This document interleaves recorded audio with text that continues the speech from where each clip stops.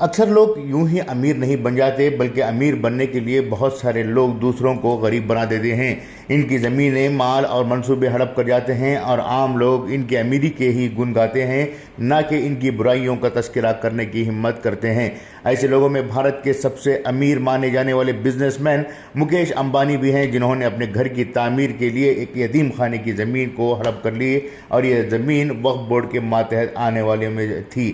مکیش امبانی بھارت کے دوسرے سب سے امیر ترین ہندوستانی ہیں اور ان کا گھر ممبئی میں اینٹیلیا کے نام سے ہے۔ یہ زمین جولائی 2002 میں ریلائنس کمپنی کو بیچ دی گئی تھی۔ پہلے یہ زمین خواجہ مسلم چیریٹیبل ٹرسٹ کی تھی، جہاں یتیم خانہ چلایا جا رہا تھا۔ مہاراشٹر کے چیریٹی کمشنر نے اس زمین کو فروخت کرنے کی اجازت دی تھی، لیکن اسی سال جنوری میں مہاراشٹر وقف بورڈ کی تشکیل ہوئی۔ بورڈ کو اسی مہینے میں وقف بورڈ کی سروے رپورٹ موصول ہوئی۔ اینٹیلیا کی زمین کے فروخت کے خلاف بامبے ہائی کورٹ کا رخ کیا گیا اور وہاں درخواست دائر کی گئی تھی کہ یہ وقف کی ملکیت ہے، اس لیے چیریٹی کمشنر کو اس کی فروخت کرنے کی اجازت دینے کا اختیار نہیں ہے۔ بامبے ہائی کورٹ نے ان اعتراضات کو ایک طرف رکھا اور تکنیکی بنیادوں پر فروخت کو صحیح ثابت قرار دیا۔ واضح رہے کہ قواعد و ضوابط کی خلاف ورزی کرتے ہوئے سروے کی رپورٹ موصول ہونے سے پہلے حکومت نے بورڈ تشکیل دیا تھا۔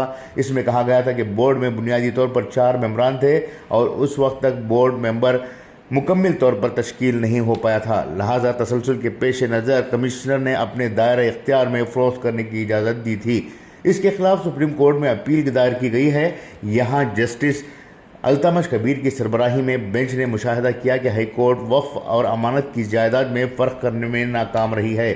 عدالت نے کہا کہ چونکہ وقف جائیداد اللہ کے لیے وقف ہے، اس لیے اسے فروخت نہیں کیا جا سکتا، لیکن ٹرسٹ کے معاملے میں ٹرسٹیز اپنی ملکیت کو برقرار رکھتے ہیں جبکہ وہ اسے خاص طور پر ترکہ نہ کر دیں۔ رپورٹس کے مطابق اس معاملے میں 2011 سے اسٹیٹس کو برقرار ہے۔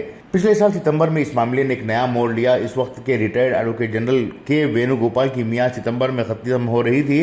میڈیا رپورٹس کے مطابق اس سے قبل انہوں نے سپریم کورٹ کے چیف جسٹس کو غیر معمولی خط لکھا تھا۔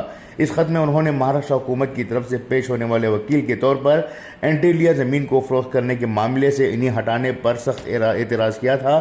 اس خط میں انہوں نے کہا تھا کہ 10 سال سے حکم امتناعی کے باوجود کچھ لوگ اس کیس کی جلد سماعت کے لیے دباؤ ڈال رہے ہیں۔ انہوں نے کسی کا نام نہیں لیا، لیکن لکھا کہ ان کی نظر میں اس زمین کو فروخت کرنا ناجائز ہے۔ سوال یہ ہے کہ آخر دوسروں کا مال ہڑپنے والے امبانی جیسے لوگ کیسے امیر قرار دیے جاتے ہیں؟ ایک طرف بینکوں میں اربوں روپیوں کا قرضہ ہے تو دوسری جانب دوسروں کے مال پر قبضہ ہے۔